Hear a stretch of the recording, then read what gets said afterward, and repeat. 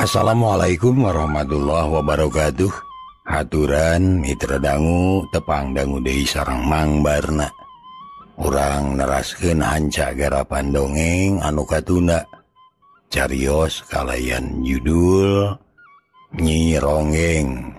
Ieu dongeng teh karangan Ki Leuksa. Didongengkeun deui ku Mang Barna. Mitra kaum dangu hanca nu katuna waktos dinten kamari deh parantos dugi ka sakabeung masuk mikir di po teh hayang laluasa ulin cara bareto ngarah bebas ngudag-ngudag asri tapi dipikir beki ka pikir dirasa-rasa beki ka rasa yen digawe teh leuwih penting sabab mun teu digawe moal boga pangasilan moal boga duit. Tapi kahayang jeung cita-cita mah tetep ngagedur dina dadana, teu pareum-pareum najan geus lila oge. Teu luntur ku umur, teu laas ku zaman, beuki lila teh kala beuki akaran. Beuki inget bae ka asri.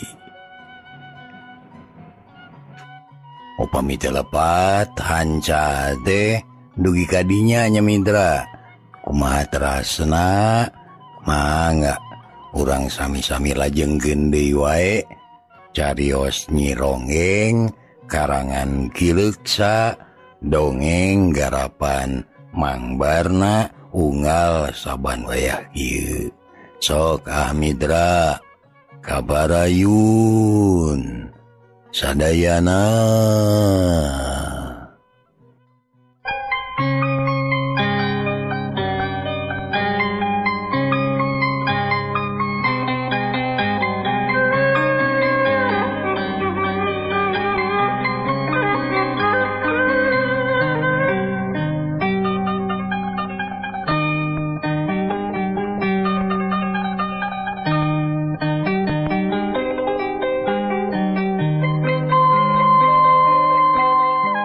Mitra kaum dangu akhirna dipo teh teu kuat komo dina hiji poe ngadenge beja yen di gudang kopi rek aya ronggeng di Bantar Mara nu geus tangtu bakal aya asri da harita dipo can nyaweun yen asri mah geus leungit teu ngahiji jeung Pak Uhdi. Ari deukeut-deukeut teuing mah piraku teu di lalajoanan. Lebar bisi eueuh deui kasempatan anu hade bisi teu bisa tepung deui jeung asri da cek Aki Supi ge mun aing hayang tepung jeung asri kudu cicing di kota jigana ieu jalan-jalan mah ieu cek dipo dina hiji poe kaparengan Mbah Lim init ka Bandung rek balanja anu aya di toko teh dipo jeung Kim Sun jeung aneh deui Mbah Lim eueuh mah nu balanja teh langka ukur hiji-hijieun atuh loba waktu keur ngawadul loba mangsa keur cacarita. Sun, resep kana ronggeng atawa henteu mimitina dipo ngajak ngobrol ngeunaan ronggeng. Kim Sun ceuring hak. Ngaran ronggeng geus minang ngadenge, tapi nyaksian langsung mah acan. Nah naon istimewana ari ronggeng po? Ronggeng mah bakal karasa hebat jeung istimewa. Lamun urangna resep ngigel euy da anu teu resep mah moal kataji moal karasa nikmatna tapi nu hiji ieu mah najan nu teu resep ngigel ge moal burung kumejot euy hayang lalajo kararetek hayang ngadenge sindena sabab ronggengna hebat euy jempol pokona mah salangit lah ceuk dipo muji teh mani bebeakan pedah kungsi kabeng bat ku ronggeng beken.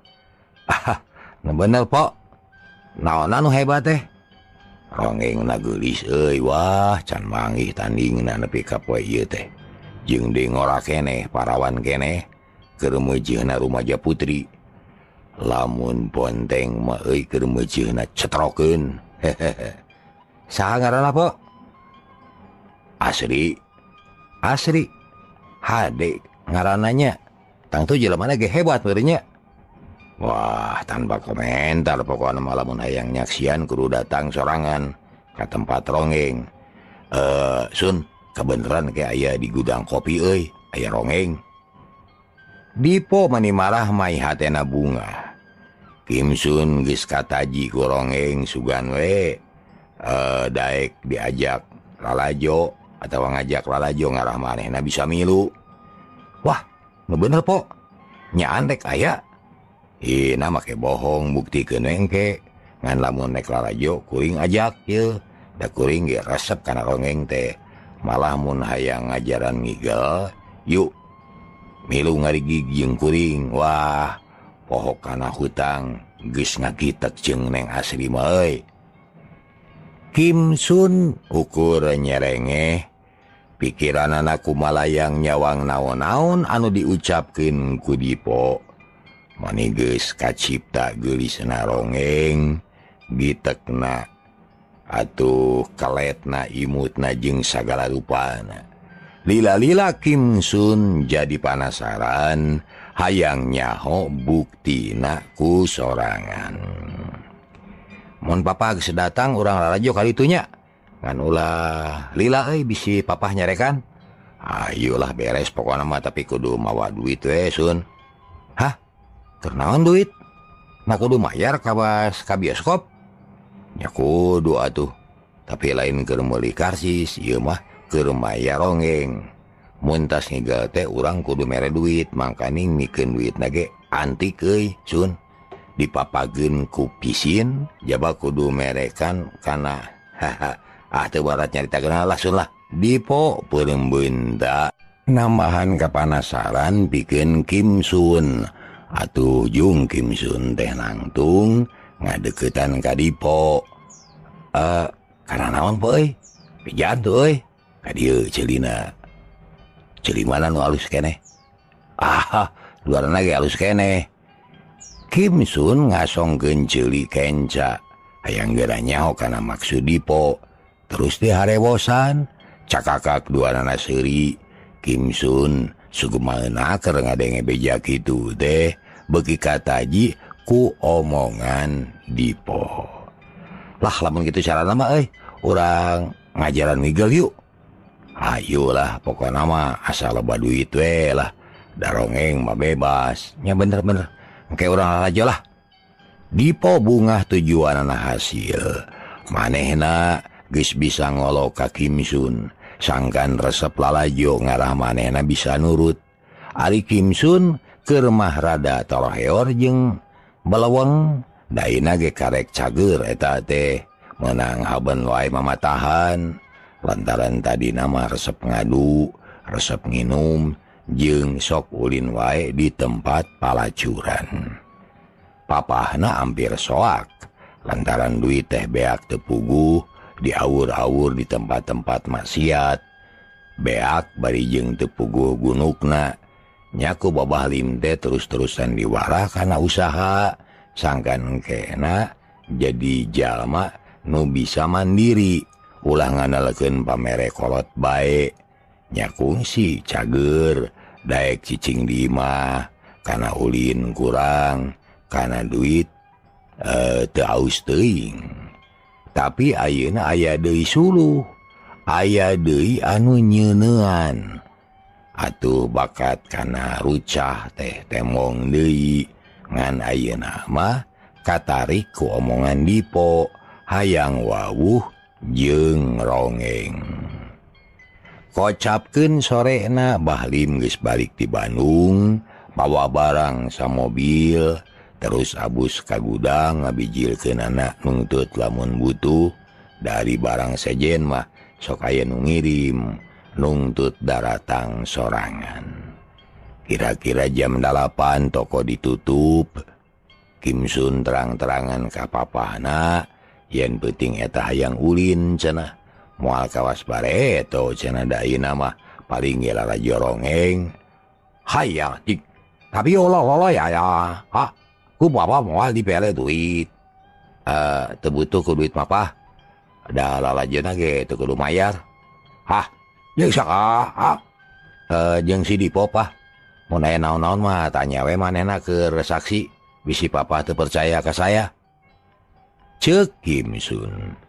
Bahlim ungut-ungutan percayaeun kana omongan anakna nya di idinan ngan ulah peuting teuing balikna cenah. Melang bisi aya anu ngabegal di jalan, maklum loba wae nu jarahat. Kitu amanatna ka anakna teh. Atuh terus Arinit jeung Dipo lalumpang kalayan tenang. Di jalan teu boleh ngobrol nyaritakeun perkara rongeng. Dipo ngaguar pangalamanana dina urusan ngigelan rongeng. Atuh puguh Kim Sun teh beuki hayang ngigel. Utamana mah hayang nyaho kana rongengna nu magar geulis. Barang mengkol ka kenca di dinya jalma teh geus alut-alutan. Beuki kidul beuki kerep, nu dagang meni ngajajar sisi jalan, lampuna rumang mobil taya nu liwat ka dinya. Ngaja ditutup heula, dijaga ku keamanan. Nyahan di dieu yeuh, nyimpat jeung asih teh tututu geuning. Panggungna di sisi jalan euy. Leuh laluasa eta mangigel oge bisa 10 urang sekali mangkat yeuh. Cek Dipo bari tanyak tunjuk. Ari Kim Sun suraseuri manehna hato bisa bijil deui ti imah kalayan bebas. Urang sing deukeut yeuh. Kuring mah yang nyaho kana anu geulisna euy. Ieu nya hayu da sarua sararea ge hayang sidik yuk. Cek Dipo deui. Dipo jeung Kim Sun sasaladak hayang ka hareup, beuki hareup beuki pajejel jalma teh, nepi ka heurin usik, hayang hitut ge hararese, tapi nu duaan teu burung tepi ka hareup, malah mah hadek pisan kana papalayon. Sidik jeung Atra karongeng nu harita karek barijil da can dimimitian. Mana neng asli teh po? Can bijil meureun tuh neng 4 mah geus aya euy. Mani main serang jiga bentang keberangannya. Mata kapita nya Sun. Nya memang geulis tapi serada kolot. Kuring mah hayang anu ngora. Nu ceuk maneh kawas bonteng cetrokeun teh geuning. Sakedeung deui eta mah. Ceuk Dipo. Kim Sun jeung Dipo kalayan sabar ngadagoan. Susuganan asri bijil. Nu panasaran teh lain Kim Sun bae. Najan Dipo ge kacidag gregetna hayang geura nampo asri. Mojang desa nu salilana ngancik dina hati. Ngagandung dina jajantung sumarambah dina baya. Peuting ka impi-impi beurang kagunamkeun. Estuning beureum kadeuleu bentak karasa teu beunang dipapalerekeun. Taya deui nu jadi implengan hate Iwati asri. Taya deui panyeukan beurang peuting Iwati asri. Kira-kira jam 8 rongeng dimimitian. Kim Sun mani olohok nampo nu ngigel pating rengkenek.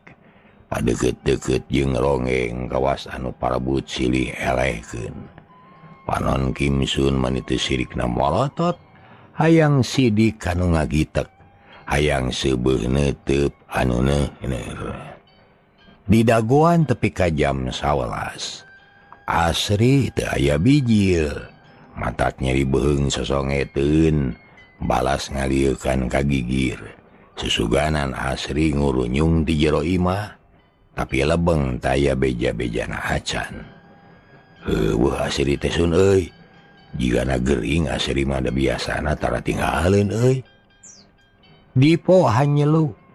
Lantaran teu hasil nempo beungeut asri, nu salilana ngalangkang dina ciptaan.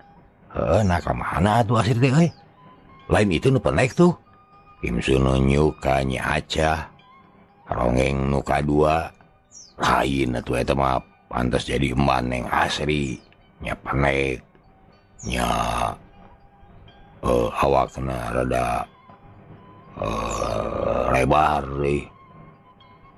Kumaha tuh ayeuna ya? Rek igal teh eta pamoal ya. Teu hayang rieuweun yang asli mah euy. Asa cawerang euy lah. Ayo turang balik ah. Kemun aya deui urang rajo sugan we engke mah asri teh bijil. Moal beung cara ayeuna nya. Nya bener. Ayo atuh. Mitra kalayan mawa hate nu hanjelu duanana baralik ninggalkeun tempat lalajo. Hate dipo teu tentrem. Sesebelakan jeung lelenyapan inget ka asri nu geus lila teu patepung. Ari Kimsun hatena geus mimiti kata aji kurongeng. Da tadi ge lamun teu kagok ku dipo mah hayang nyobaan ngigel. Ngan era keneh bisi pada nyengsirikeun da ngigelna can bisain. Cag urang tuna deui kaayaan dipo nu geus tetep tumetep di imah Bahlim.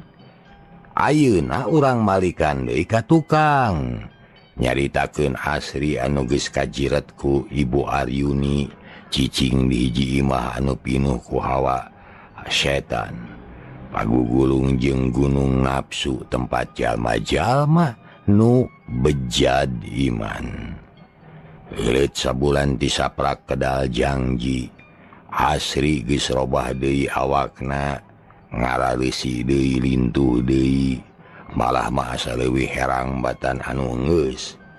Kahiji hade ome, kaduana loba alat, katiluna terus-terusan diurusku badaya anu opat. Mani ge teu sirikna dimandian, ditatap diusap kawas ka Prameswari Raja. Ari maksud Ibu Aryuni lain rek ngogo ka asri, tapi hayang nemongkeun ka para langganan yen manehna mibanda hiji istri nu kacida mata kabitana pikeun ngaruntagkeun iman, ngagoda lalaki anu teu panger hatena, ngeuneuk-ngeuneuk eusi saku sangkan murudul budal kadinya. Itu nya mitra kahayanana teh Ibu Aryuni teh. Moal aya dina kieu nama mitra, da ieu mah bohong mitra, ieu mah karangan.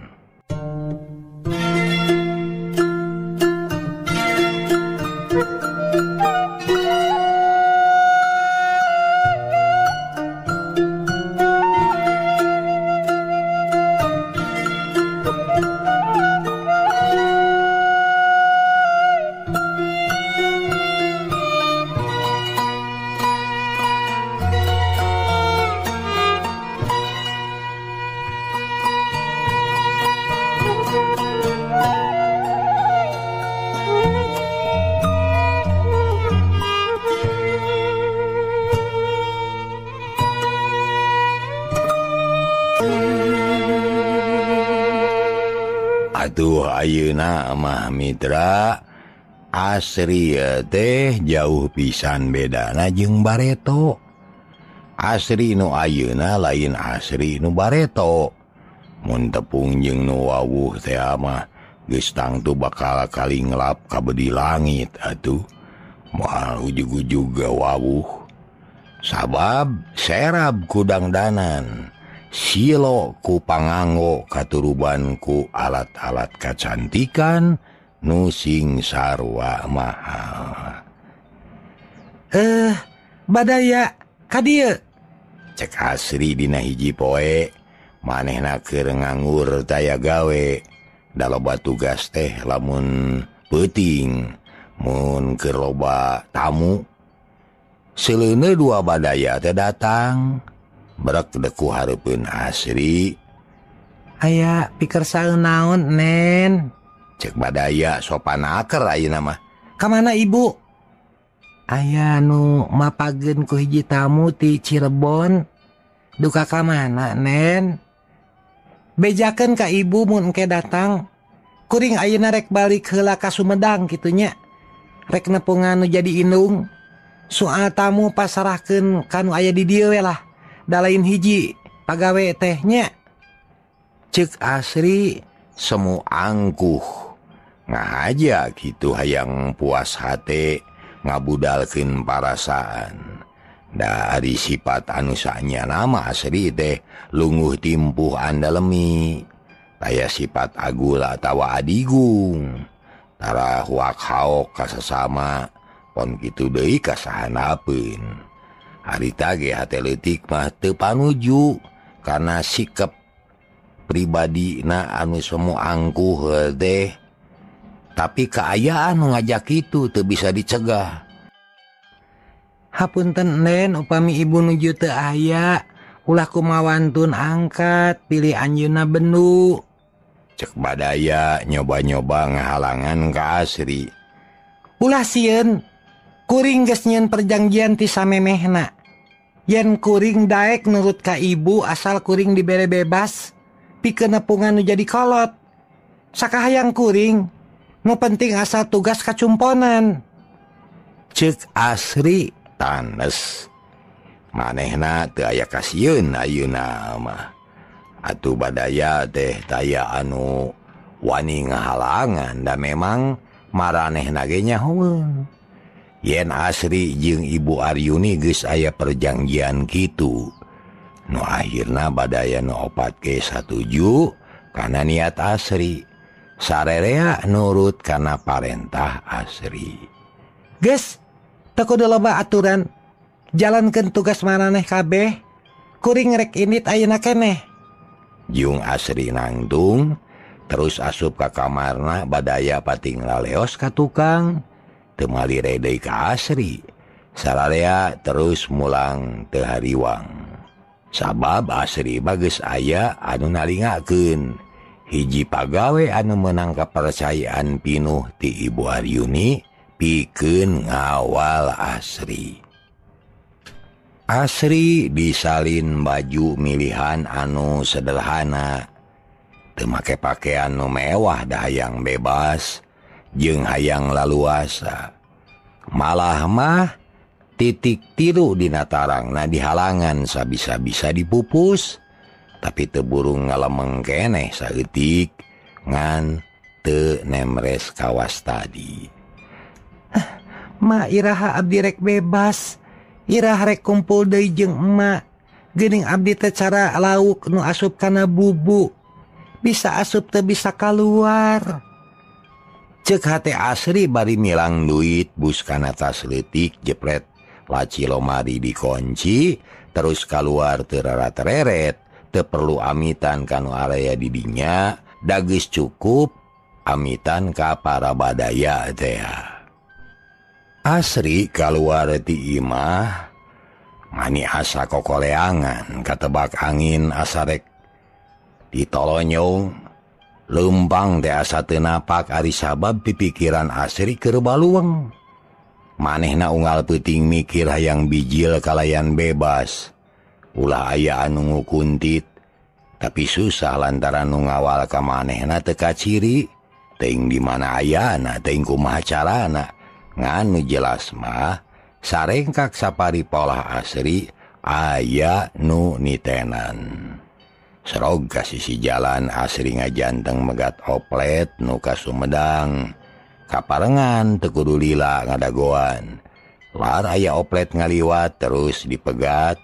Reg eureun kalacat Asri unggah gek diuk dina jok tengah. Dius oplet maju deui nyembrung ngajugjug ka Sumedang.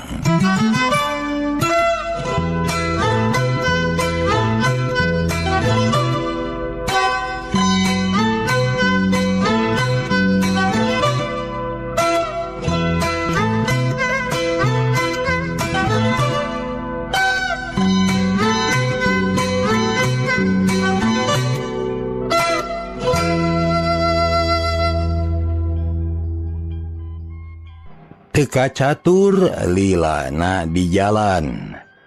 Asri geus tepi kanu dituju harita teh pabeberang. Kira-kira jam 11. Jalma-jalma keur meujeuhna loba nu liar.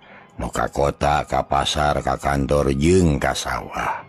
Tapi najan kitu oge teuweuheun anu ngadaweung dina golodog bari sisiaran di barung kungupat ngomongkeun batur.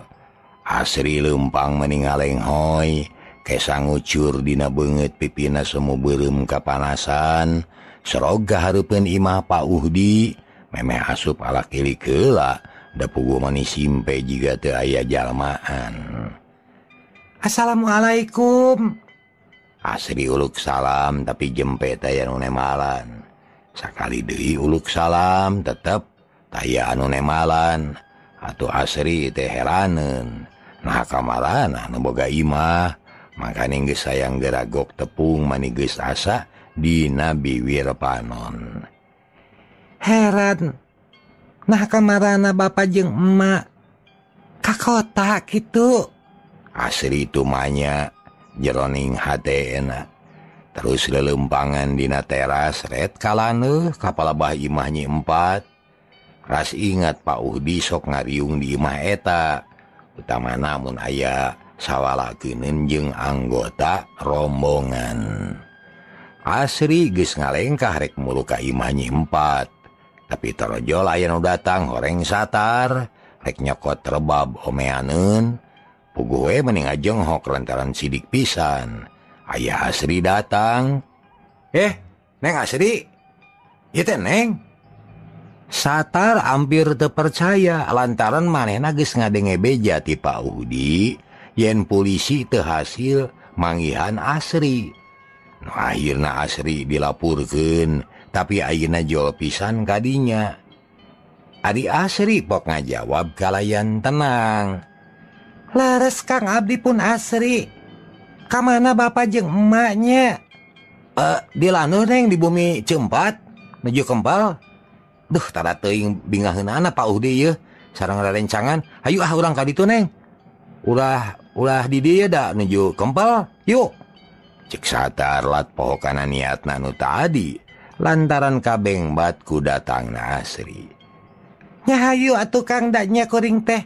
Hayang tepung jeung babaturan. Mani geus asa dina panon. Beral dua anak arinit ngajugjug ka imah nyi 4. Tekung si lagi geus tepi atuh puguh nu keur ngariung teh mani pating polohok. Asa teu percaya kana tetempoanana. Pak Uhdi ngorejat muru kalawang lantaran geus hayang tepung ti bareto ka Asri teh. Asri anaking bagea teuing. Geuning datang sorangan. Bagea Nyai, bagea. Pak Uhdi mani teu sirik nangarontok ka Asri. Tidak wahing ku bunga. Ibu sayu oge muru kalawang mapag Asri nu diarep-arep beurang jeung peuting. Nyai geuningan salamet hidup teh. Nuhun teuing aya keneh milik.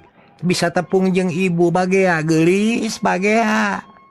Cek ibu sayu gabruga atuh ngarontok ka Asri. Dirangkul bali dicengcerikan.